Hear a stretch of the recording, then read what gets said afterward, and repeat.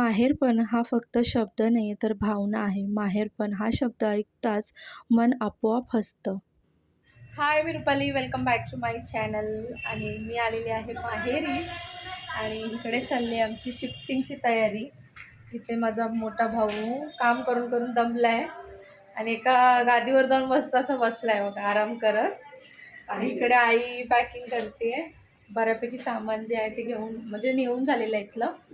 बाकीचं सामान आता शिफ्ट करायचं बाकी आहे. तर आता वरती दाखवते तुम्हाला गेल्यावरती कुठल्या रूममध्ये शिफ्ट केलेलं आहे, सामान कसं लावलेलं आहे वगैरे. आणि बाकीचं काय थोडं बोलू नंतर. इथे शिफ्टिंगचं काम वरती चालू होतं आणि हा आहे नवीन रूम जिथे शिफ्टिंग करायचे, म्हणजे सेम बिल्डिंगमध्ये फक्त फ्लोअर चेंज झालेला आहे. आणि आम्ही यायच्या एक दिवस आधीपासून शिफ्टिंगचं काम चालू झालेलं होतं, तर आज थोडंफार केलं.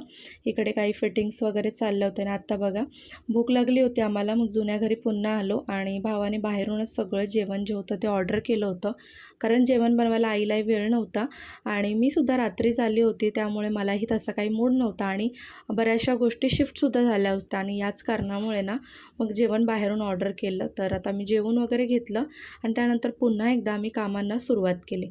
तर आता बघा बऱ्यापैकी घर जे होतं ना ते सेट झालेलं आहे, तुम्हाला दाखवते सुद्धा. तर इथे बेड वगैरे ठेवून घेतला होता आणि म्हणजे ती पूजा वगैरे करायची बाकी आहे, बाकीची भांडी वगैरे होती ती लावून घेतली. त्यानंतर कपाट वगैरे शिफ्ट केलं. तर बरीचशी कामं जी शिफ्टिंगची होती ना तर ती केली होती आईने, भावाने वगैरे, पण बाकीचं जे काही राहिलं होतं फायनल शिफ्टिंग तर ती आजच्या दिवशी केली. आणि वहिनीसुद्धा नव्हती, त्यामुळे थोडंफार मदत करावी लागली आईला मला. आणि खूप दिवसानंतर माहेरी आली होती. खूप दिवसानंतर म्हणण्यापेक्षा ना खूप महिन्यानंतर आली होती, म्हणजे जवळजवळ 7-8 महिन्यानंतर माहेरी आली होती.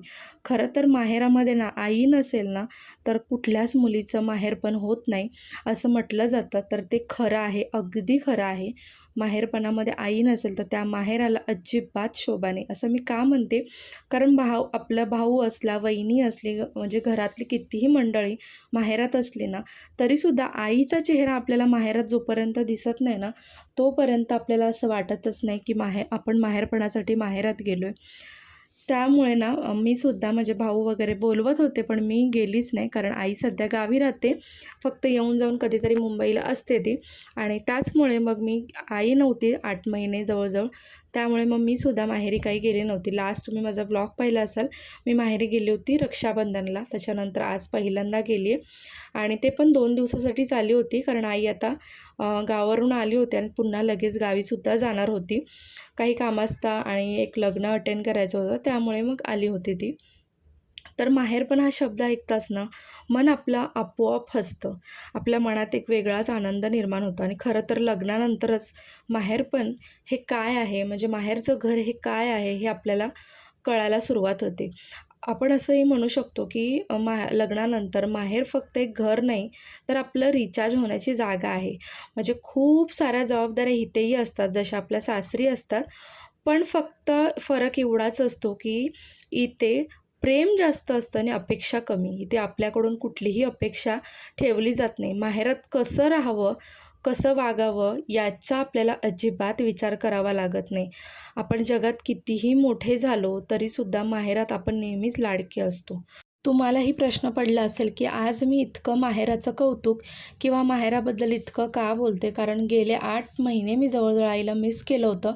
मला खूप इच्छा होत होती एखाद्या दिवस तरी आपण यावं, माहेरपणासाठी राहावं, पण आई नव्हती त्यामुळे मला काही इच्छा होत नव्हती यायची आणि त्याचमुळे ना मी काही त्या आली नव्हती. आता 1-2 वेळा गावी जाणं झालं होतं, त्यावेळेला गावी आईसोबत राहिली होती, म्हणजे ते सुद्धा माझं माहेरच आहे म्हणा.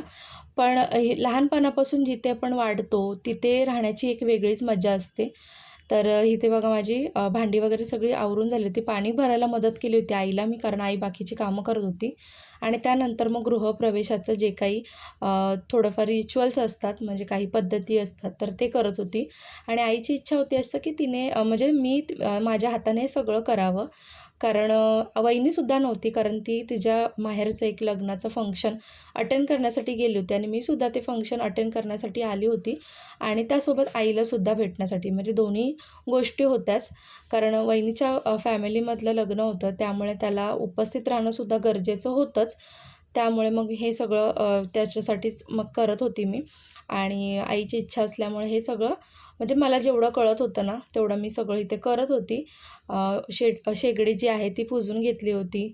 त्यानंतर मग बाकीच्या गोष्टी ज्या आहेत म्हणजे दारात रांगोळी, दिवा, देवाची पूजा आईने केली आणि बाकी सगळं शुभलाभ वगैरे चिन्ह काढणं, ह्या सगळ्या गोष्टी केल्या. त्यानंतर अन्नपूर्णा मातेची सुद्धा पूजा केली. कारण असं म्हणतात की तिची पूजा करणं खूप शुभ आहे आणि तुम्हाला सगळ्यांनाच माहिती आहे की मी दर शुक्रवारीसुद्धा मी माझ्या घरीसुद्धा करत असते. त्यामुळे मग ते सुद्धा केलं मी.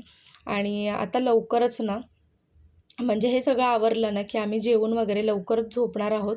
कारण आज खूप जास्त दमायला झालेलं आहे आणि काल मी रात्री आली, पण सकाळी माझं काही व्यवस्थित झोपणं झालं नाही. कारण त्याची गंमत पण अशी एक सांगते तुम्हाला, की सकाळी मी जेव्हा उठली ना अचानक 7, 7:15ला, तर दचकून उठली आणि मला असं वाटलं, की अरे बापरे! मला पाणी भरायचं होतं आणि ते राहून गेलं.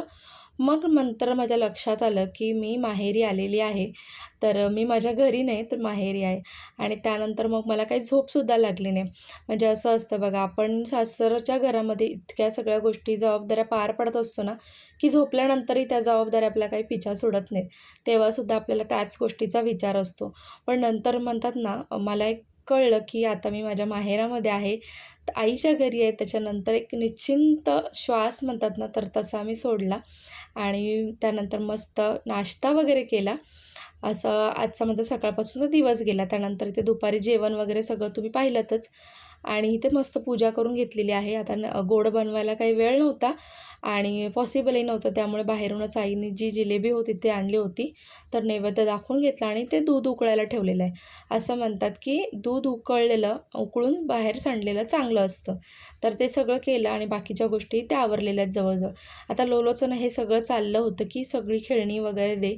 खूप हट्ट करत होता, रडतही होता. थोडीशी त्याला खेळणी दिली, कारण त्याला म्हटलं आता प्लीज कोणताही पसारा करू नको. तर असा पहिला दिवस गेला माहेरामध्ये. त्यानंतर नेक्स्ट डेला ना सकाळपासून थोडंफार अजून शिफ्टिंगचं काम चालू होतं, पण ते काय मी तुमच्यासोबत शेअर केलं नाही, शूट केलं नाही. आणि मग आवरून मी संध्याकाळी गेली होती शॉपिंगसाठी आणि थोडीफार शॉपिंग केली. ती मला येत्या काही व्लॉग्समध्ये दाखवेनच. त्यानंतर हा 3rd डे होता माहेरामधला. म्हणजे तिसऱ्या दिवशी आम्ही जिथे लग्न होतं, तर तिथे हळद अटेंड करण्यासाठी गेलो होतो आवरून वगैरे. आणि ही वहिनी आहे माझी, तर तिच्याच वहिनीचं लग्न होतं आणि ही नवरी आहे. तर खूप सुंदर अशी सिंपल नवरी होती आणि जास्त काही शूट केला नाही, कारण जास्त वेळ आम्ही तिथे थांबलोही नाही. आणि नंतर गर्दीही इतकी वाढली ना, की मग गरम वगैरे व्हायला लागलं आणि मग आम्ही काढता पाय घेतला. आता लग्नाला वगैरे काही मी जाणार नव्हती, कारण प्रज्ञाच्या स्कूलमध्ये प्रोग्राम होता, म्हणजे काहीतरी स्पेशल होतं, त्यामुळे मग मला अटेंड करता येणार नव्हतं आणि त्यासाठीच मग मी हळदीचं फंक्शन अटेंड केलं होतं. असा काहीसा माझा लूक होता. फोटोज वगैरे काही मला जास्त काढता आले नाहीत. आणि त्यानंतर मग ज्या दिवशी मी निघाली ना, तर त्या दिवशी आईने हा सकाळचा नाश्ता मागवला होता, कारण तिलाही खायची इच्छा झाली होती. आणि असे माझे माहेरातले काही 3 दिवस गेले. मस्त एन्जॉय केलं. कामातही खूप मज्जा आली. आईसोबत राहिल्यामुळे अजूनच मजा आली. आता लवकरच आईसुद्धा जाईल, म्हणजे 2 दिवसानंतर आईसुद्धा गावाला जाईल आणि त्यानंतर आईची आणि माझी भेट आता थेट गावालाच होणार आहे. कारण आम्हीसुद्धा आता लवकरच गावी जाऊ पालखीसाठी. तर चला, आजचा व्लॉग जो आहे तो मी इथे सेंड करते. अपेक्षा करते तुम्हाला आवडला